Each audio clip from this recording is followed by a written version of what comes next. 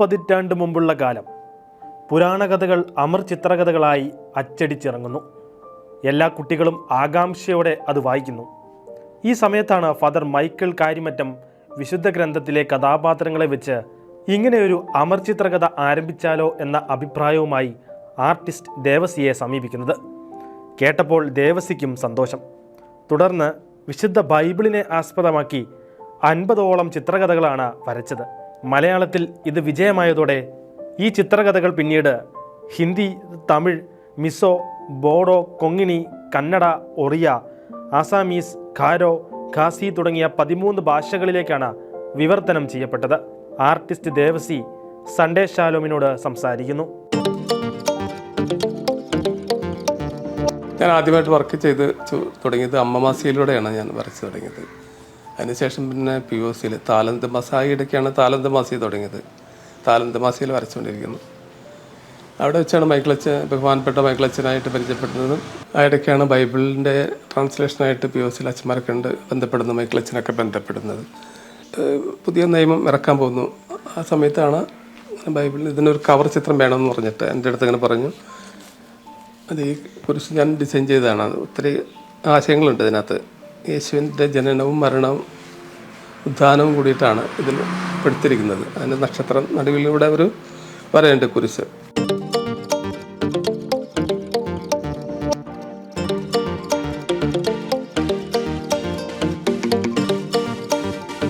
എൻ്റെ കലാജീവിതത്തിൽ എനിക്ക് ഒരു വഴിത്തിരിവായിട്ട് തോന്നിയത് ബഹുമാനപ്പെട്ട മൈക്കിളച്ചനായിട്ട് പരിചയപ്പെട്ടതാണ്. 82 അച്ഛൻ POCയിൽ ബൈബിൾ ട്രാൻസ്ലേഷനായിട്ട് വന്നു. അപ്പോൾ അങ്ങനെ അച്ഛനൊരു ആശയം തോന്നി, ഇങ്ങനെ ബൈബിൾ ചിത്രകഥകൾ ആയിട്ട് ഇറക്കണം എന്നൊരു അച്ഛനൊരാശയം തോന്നി. അങ്ങനെ ആദ്യമായിട്ട് വരച്ചത് ഏലിയ പ്രവാചകൻ്റെയാണ്. അതൊരു ബുക്കൊക്കെ വരച്ച് പിന്നീടാണ് ആദ്യം തുടങ്ങി കായന ആബേലിലും തുടങ്ങി. അപ്പോൾ എൻ്റെ എല്ലാ 51 കഥകൾ മൊത്തം എല്ലാം വരച്ച് കഴിഞ്ഞു. അപ്പോൾ അതൊരു നമുക്ക് നല്ലൊരു അനുഭവമാണ് അത്. കാരണം നമുക്ക് പ്രതീക്ഷിക്കാത്ത അങ്ങനെ അത്ര കംപ്ലീറ്റ് ചെയ്യാൻ പറ്റിയില്ല. അതൊക്കെ ഒത്തിരി ദൈവത്തിൻ്റെ ഒരു അനുഗ്രഹം തന്നെയാണ് അത്.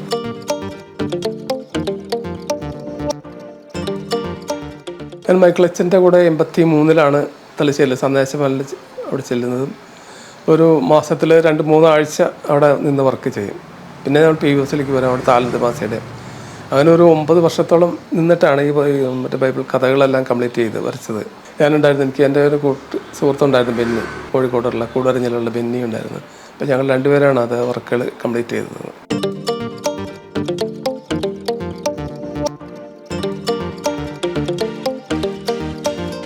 പിന്നെ വെളിപാടിലെ എല്ലാ ചിത്രങ്ങളും ഞാൻ വരച്ചിട്ടുണ്ട്. അത് വരച്ച് ആ ചിത്രം ഒരു 260 ചിത്രങ്ങളുടെ അടുത്തുണ്ട്. അതെല്ലാം ക്ലാരിസ്റ്റൻ ഫാദേഴ്സാണ് അവർ വാങ്ങിച്ചിരിക്കുകയാണ്. പിന്നെ ഇപ്പോൾ ചെയ്തുകൊണ്ടിരിക്കുന്നത് മത്തായിയുടെ സുവിശേഷം. അതൊരു 550 പടത്തിൻ്റെ അടുത്ത് പോയിട്ടുണ്ട്. ഞാനിപ്പോൾ മത്തായിയുടെ സുവിശേഷം വരച്ച് തുടങ്ങിയിട്ട് അതിൻ്റെ 1.5 വർഷത്തിൻ്റെ അടുത്തായിട്ടുണ്ട്. രാവിലെ മെസ്സേജിനായിട്ടാണ് ഇടുന്നത്. ഒത്തിരി പേർക്ക് ഇങ്ങനെ അയച്ചു കൊടുക്കുന്നുണ്ട്. മലയാളമുണ്ട്, ഇംഗ്ലീഷുണ്ട്. അതിന് ഒത്തിരി പേര് അത് കാണുന്നുണ്ട്. അതിങ്ങനെ പാസ് ചെയ്ത് പോകുന്നു. അപ്പോൾ അതൊരു ചെറിയ ദൈവവേലയായിട്ടാണ് ഞാൻ കാണുന്നത്. നമുക്ക് അതുകൊണ്ടൊരു പ്രത്യേക സംതൃപ്തിയുണ്ട്.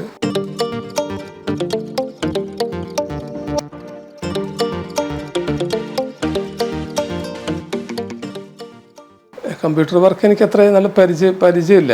അങ്ങനെ ഒരു വീട്ടിൽ ചെയ്തിട്ടൊന്നുമില്ല. പിന്നെ കമ്പ്യൂട്ടറിൽ ഒത്തിരി സാധ്യതകളുണ്ട്. ഒത്തിരി കളറിങ്ങൊക്കെ നല്ല ഫിനിഷിങ് ആയിട്ട് ചെയ്യാൻ പറ്റും. ബൈബിളിൽ എനിക്ക് ഏറ്റവും ഇഷ്ടപ്പെട്ട ചിത്രങ്ങൾ എന്ന് പറഞ്ഞാൽ വെളിപാടിലെ ചിത്രങ്ങളാണ്. അത് ഞാൻ ചിത്രകഥ വരച്ച കാലഘട്ടത്തിൽ തന്നെ എനിക്ക് അതിനോട് ഒത്തിരി താല്പര്യം തോന്നിയത് എന്തെങ്കിലും ഒരു കളറിലൊക്കെ വരയ്ക്കണം എന്നൊക്കെ ഉള്ളത്. കാരണം അതിലൊത്തിരി നമ്മൾ ഭാവനയിൽ കൊണ്ട് മാത്രം വരയ്ക്കുന്ന പടങ്ങളാണ്. ഒന്നും മോഡലുകളില്ല അതിനൊന്നും. അങ്ങനെ വെളിപാടിലെ 260 പടങ്ങൾ അതിൽ കംപ്ലീറ്റ് ചെയ്തു.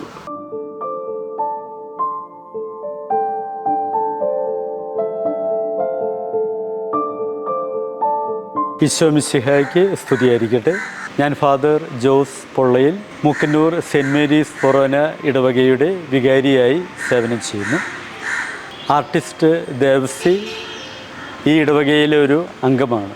മുക്കന്നൂർ ഇടവകയുടെ ഈ നാടിൻ്റെ വലിയൊരു അഭിമാനമാണ് ആർട്ടിസ്റ്റ് ദേവസി ചേട്ടൻ.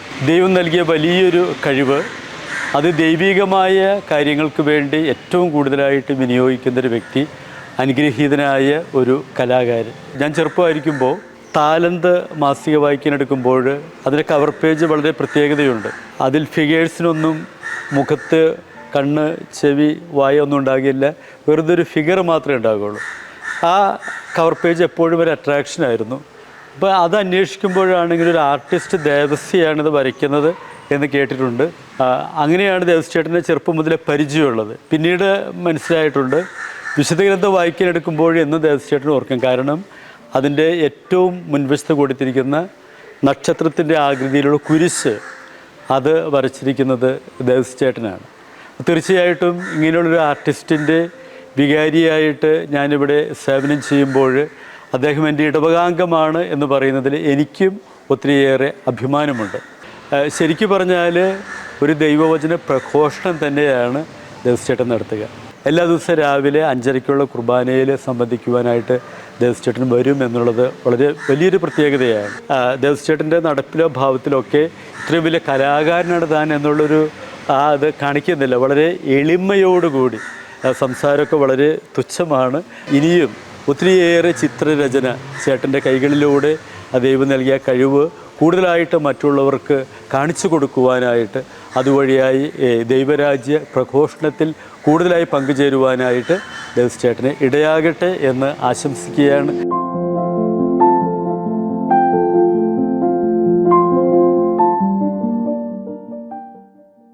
ഫാമിലി എനിക്ക് ഇപ്പം ഇവിടെ എൻ്റെ ഭാര്യയുണ്ട്, എനിക്ക് 3 മക്കളുണ്ട്. മകള് കന്യാസ്ത്രീയാണ്, സിസ്റ്റർ ആശ SJSM കോൺഗ്രിഗേഷൻ ഇവിടെ കോട്ടപ്പുറം അടുത്താണ് സ്പെഷ്യൽ സ്കൂളിൻ്റെ പ്രിൻസിപ്പളായിട്ട് ജോലി ചെയ്യുന്നത്. പിന്നെ 2 ആൺമക്കൾ, ഒരു കല്യാണം കഴിഞ്ഞു, 2 കുട്ടികളുണ്ട്. പിന്നെ ഇളയാളുണ്ട്, കല്യാണം കഴിഞ്ഞിട്ടില്ല. 3 പേരും വരയ്ക്കാനൊക്കെ അവർ നല്ല താല്പര്യമാണ്. പിന്നെ ഫുള്ളായിട്ട് അങ്ങോട്ട് ആ ഒരു ഫീൽഡിലേക്കാണ് വന്നിട്ടില്ല.